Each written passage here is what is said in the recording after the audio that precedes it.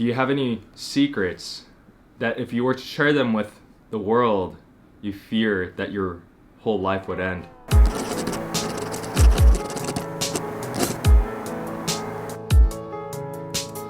My friends, today we hear in the gospel of Matthew, what it means to be known by God the Father, to have no secrets, to fear nothing, and to trust that Jesus Christ will bring us to his Father, to God our Father, so long as we are faithful and not afraid.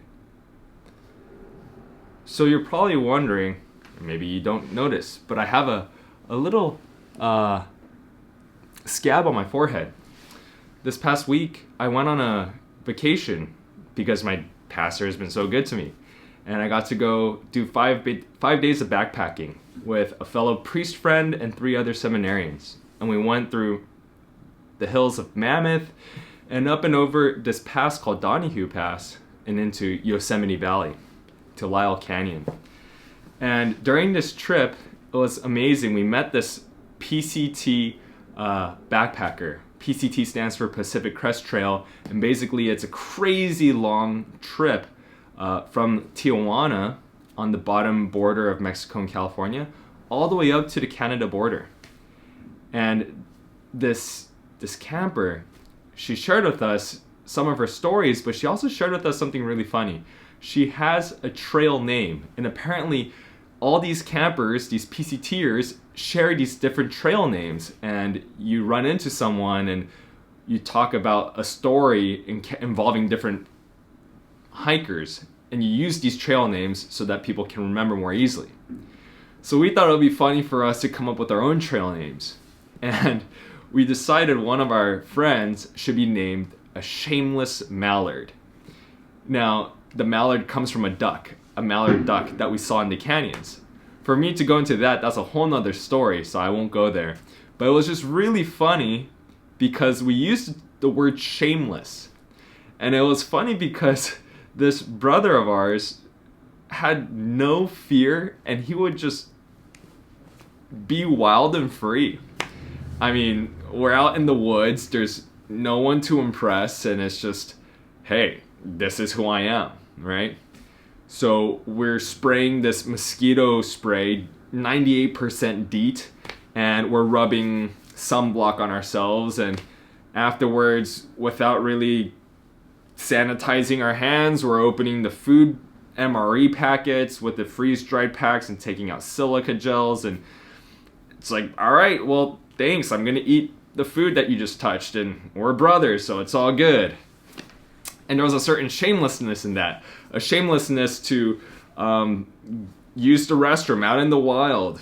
You know, a shamelessness to not have shaved or showered in days. And see, I mean, that could be embarrassing. But it's the reality of backpacking in the woods.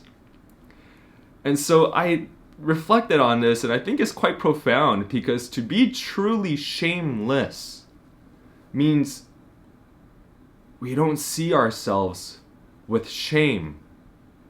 I mean, that sounds redundant, but if you really think about it, when you don't see yourself with shame, you know that you're good.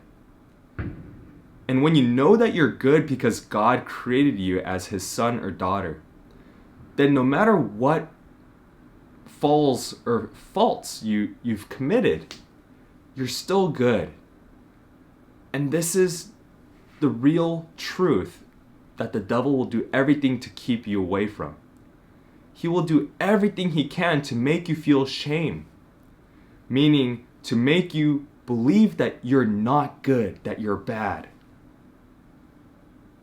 Yes, we make mistakes, we make faults, and in a certain sense, that creates an embarrassment, a certain shame, and if you were to share it with the world, you fear that your whole life would come crumbling down.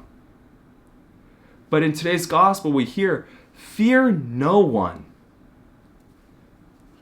He says, fear no one. Nothing is concealed that will not be revealed. Remember, God the Father sees everything that we're doing. Every little mistake we make. Just like our first parents, sometimes we can fall into this duplicity of thinking we can actually hide from God. And that's the short bill of goods that the evil one tries to sell us.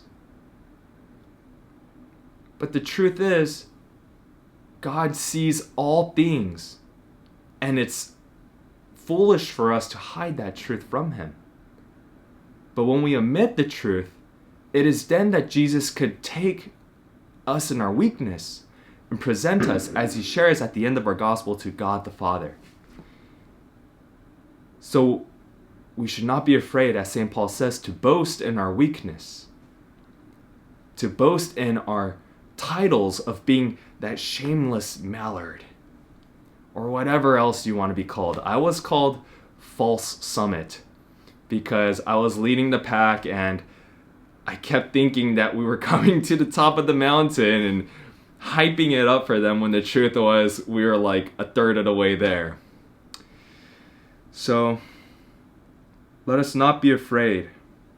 The Lord knows every single strand of hair on our head. He knows every little gift that he has given us. He knows every little weakness that we've committed or that we struggle with. And he still sees us in that struggle, and he loves us. And so the supernatural calls for us to see ourselves with that very love that God the Father sees us with, and to try and love ourselves with that same love. A love that knows no limits of forgiveness, a love that is willing to forgive ourselves just as easily as God forgives us, and then to love others with that same incredible amount of charity. So my friends, we begin again, and we do our very part in this coming week to not be afraid, to talk to God about all those things that perhaps we are afraid to reveal to the world.